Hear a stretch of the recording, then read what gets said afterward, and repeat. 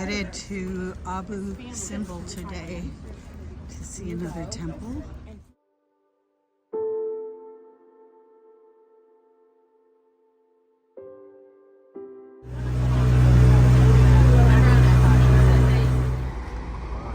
Good morning.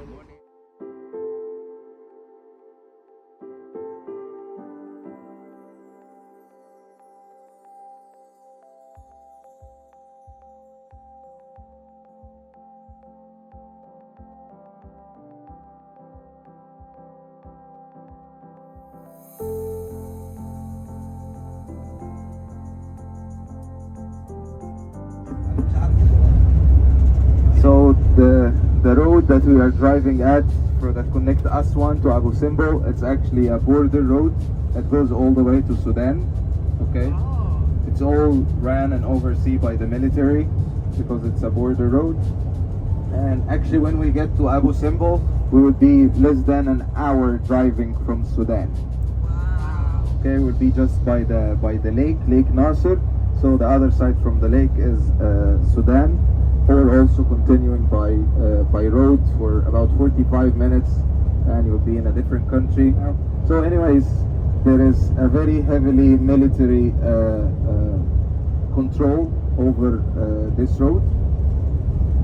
Even the new patches of the farming land, like all of this, like almost endless wall right there, it's like on the other side, but deep into the desert, there are military camps and bases that controls the headquarters of the southern part of Egypt. Military control exists here. Easy way, the demand on the main supplies of food, like especially wheat, because we eat a lot of bread here, is a lot, and we used to import a lot of wheat from Ukraine.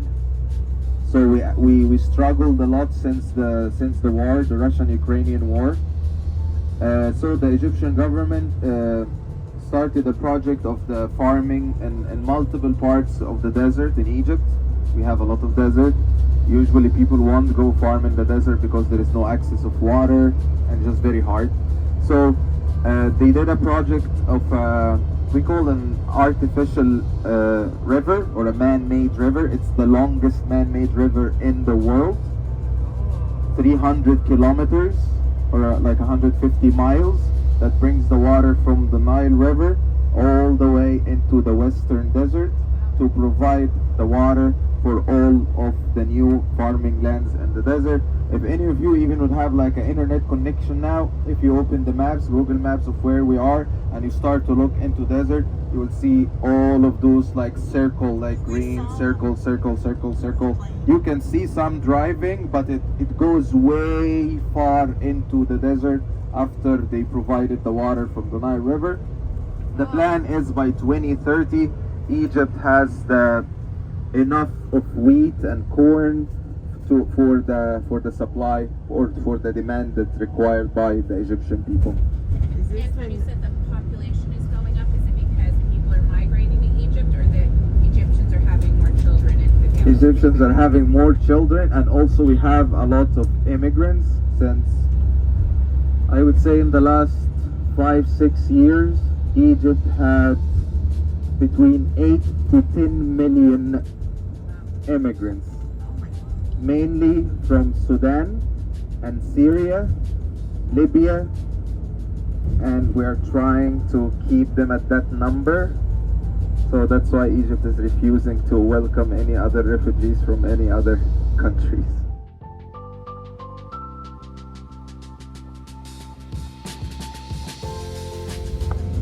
After about 3 hours on the bus, we've made it to Abu Simbel.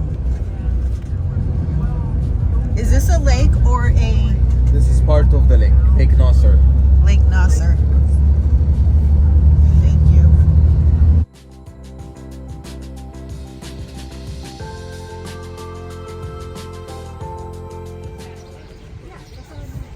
Here we go, Abu Simbel. So the lake out there in the distance is called Lake Nasser, and it's the largest man-made lake in the world. I'll post more info.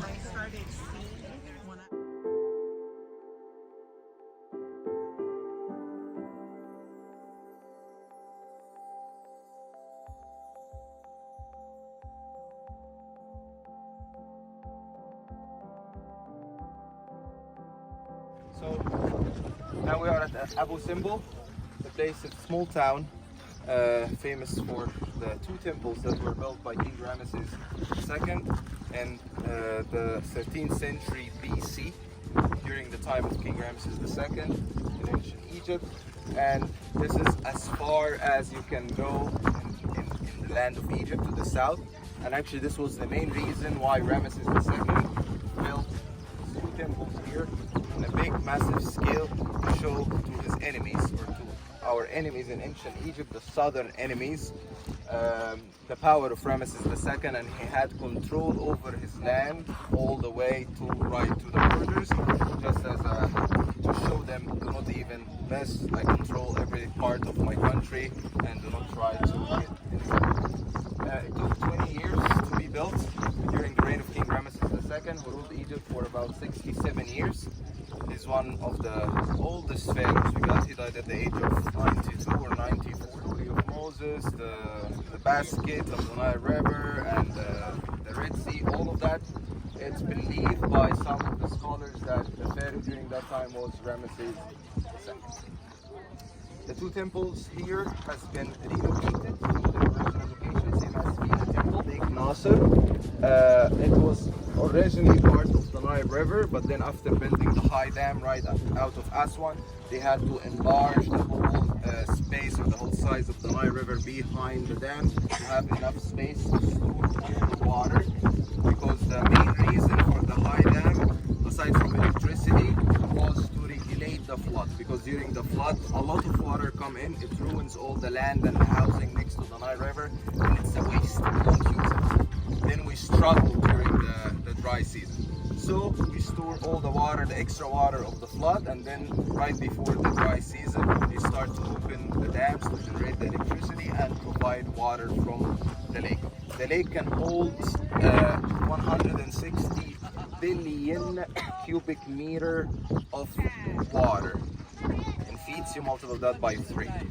Okay, so almost 500 billion cubic feet of water, and probably enough for Egypt, for 100 million Egyptians for like 3 years, just the amount of water on the Lake Nasser. So the water increased and started to get to the level, it didn't actually get inside the temple, but it was so close, and we already know what's gonna happen, because we saw at Mina temple, the water already started to get in the temple. So again, the Egyptian government, the UNESCO, they did a project here that took 40 years to be completed. The two temples of Abu Simbel down, standing at right now, was the top level of the temple.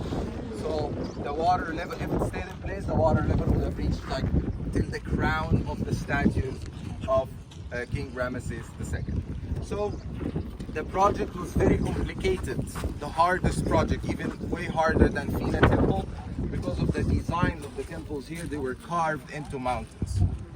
So they figured out at the end, there was multiple opinions about how to save them, because it was complicated to reassemble them again. Some opinions said that we keep them in place and we build like a big glass dome like to cover them, and let just the water like rise, and people can like take elevators from this level and go down to see the temple. But it was crazy idea and so expensive, and so they didn't do it. Right.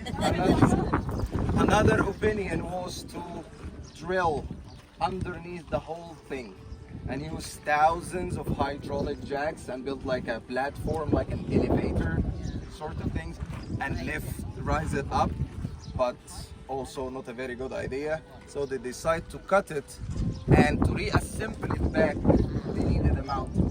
There was no. So they created an artificial mountain. I hope there is an image for that here. It's a, yeah. So they created this big steel concrete dome, and then they covered it with real stones to look like a real mountain. Okay, so and they reassembled the temple all the way from the inside out, the same exact way how it used to be. Okay, the whole project took about 4 years. The temple, yes, the temple has been cut into thousands of pieces, as you can even see some of the lines. Okay, all has been cut cut this way except for the faces. The faces were taken all as a one piece because they didn't want to be like scar looking when they are the lines. And like this, see? The faces were this way, one piece. And so he assembled them back because it's like flat, it's not cube. So to make sure they didn't want just to stick it with like cement or something, then it will fall by time. So they had to drill into the head of the statue and add to the face like an L-shaped concrete steel structure to be able to hold it all the way into the face of the statue.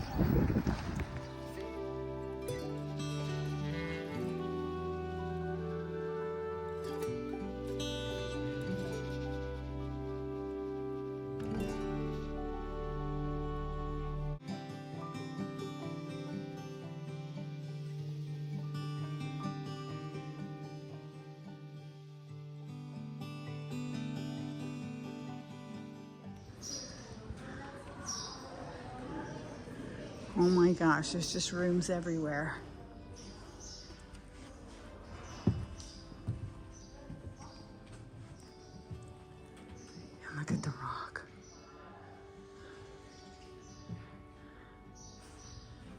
You just can't even imagine.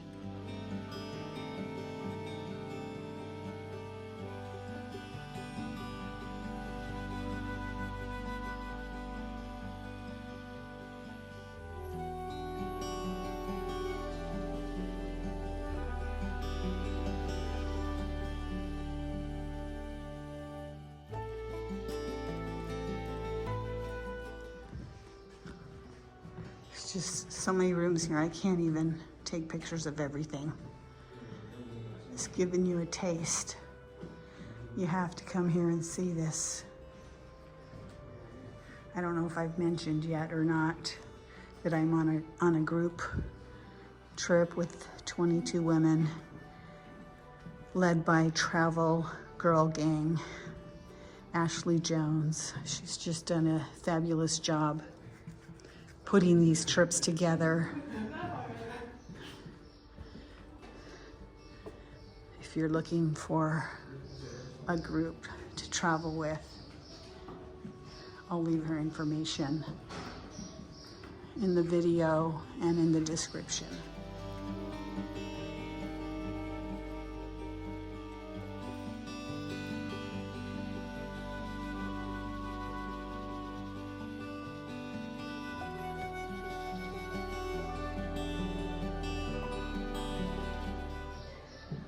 So it looks like they sketched out the pattern before they actually chiseled the design. That's incredible.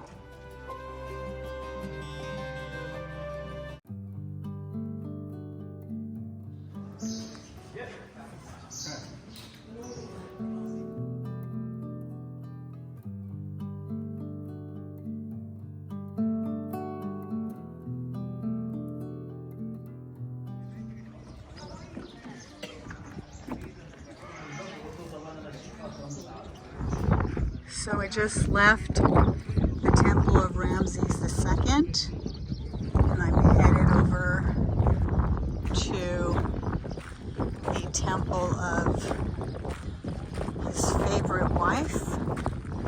I will put her name here. He had 20 wives, and this is the only one that got her own temple.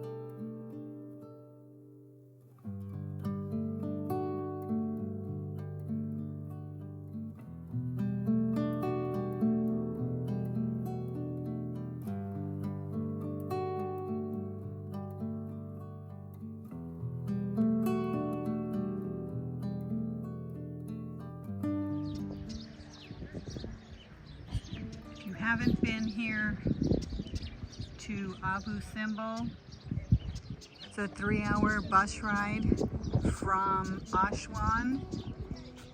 So worth it. You'll never see anything like this anywhere else in the world.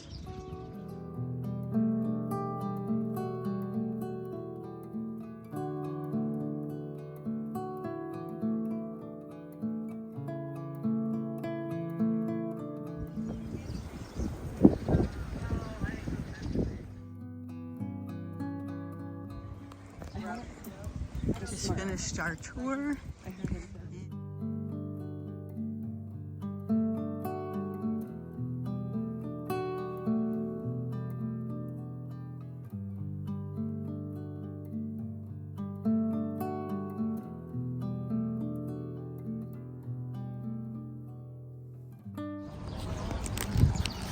Last stop, little outdoor patio with drinks, coffee, and back to the bus.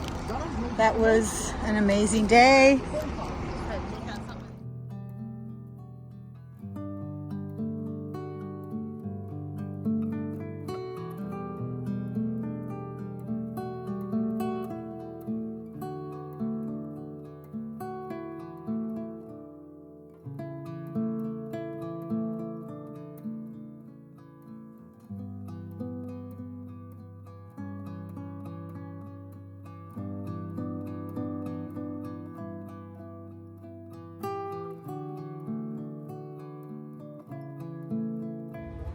All right, we made it back to Movenpick after a wonderful day at Abu Simbel.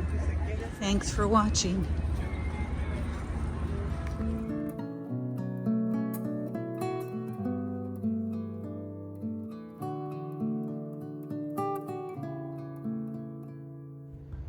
The view from the Movenpick restaurant patio.